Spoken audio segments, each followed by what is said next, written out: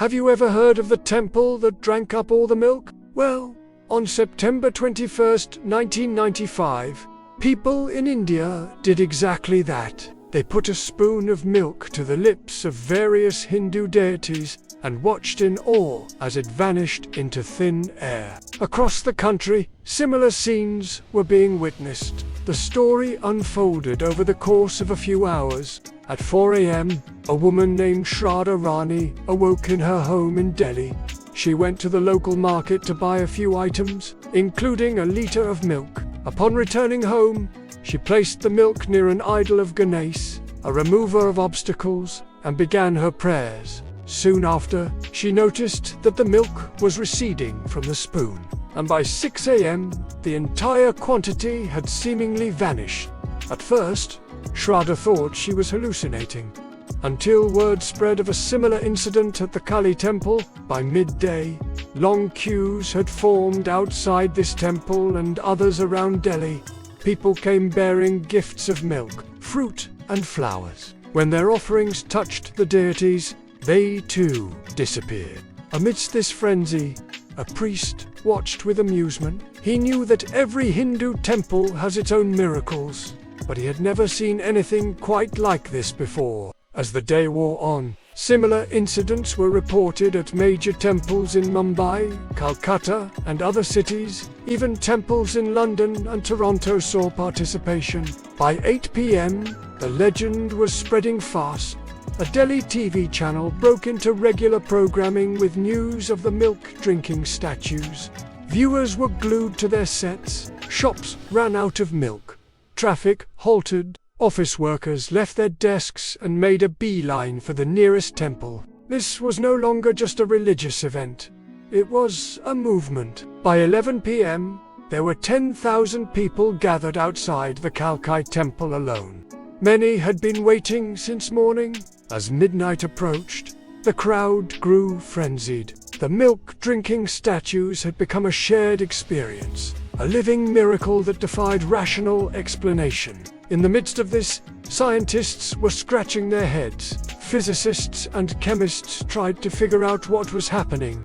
How could milk disappear without leaving any trace? According to experts, a combination of capillary action and the porous surface tension of stone caused the liquid to disappear.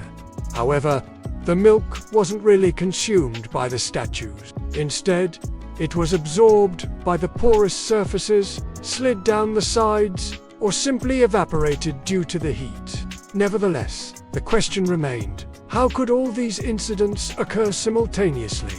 To some, the answer was simple. It was the Lord's doing. Others pointed towards emotional contagion, a mass delusion brought on by religious fervor and media hype. Some likened it to the Salem witch trials, a dark chapter in American history when mass hysteria led to the persecution of innocent people accused of witchcraft. Others drew comparisons to the dancing plague of 1518, when hundreds of people in Strasbourg, France, danced uncontrollably for weeks on end. The Indian Rationalist Society went so far as to call this incident mass hysteria. But for many, it wasn't about finding proof, it was about presence. It didn't matter if the milk-drinking statues were a miracle or a hoax. What mattered was the feeling of being part of something larger than oneself, a shared experience that transcended logic and reason. For the next 2 days, the milk kept flowing, filling people with awe and wonder. But by the time it stopped, the world had changed. On September 23rd, the legend of the milk-drinking statues faded from headlines around the world. Yet the memory remained, seared into the collective consciousness of India. In 2006, similar reports re-emerged, though they never reached the same scale or impact as the 1995 event. Some say the milk-drinking statues were a genuine miracle, while others attribute it to mass hysteria. Perhaps the truth lies somewhere in between. There are many theories as to what really happened during those 3 days in September 1995. Was it divine intervention, mass delusion, or something else entirely? We may never know for sure.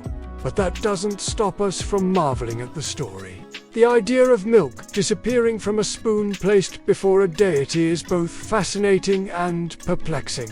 It challenges our understanding of physics and our perception of reality. But beyond the scientific explanations, there's something else at play here, a profound sense of wonder and possibility.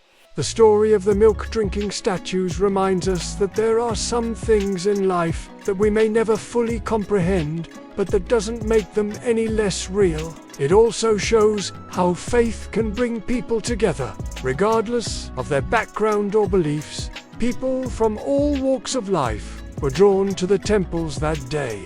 They shared a common desire to witness something extraordinary, to experience a moment of collective unity. The story also highlights the power of community. In a time when individualism is often celebrated, it's easy to forget the importance of coming together as a group. But the milk-drinking statues showed us that when we come together around a shared experience, we create something truly special.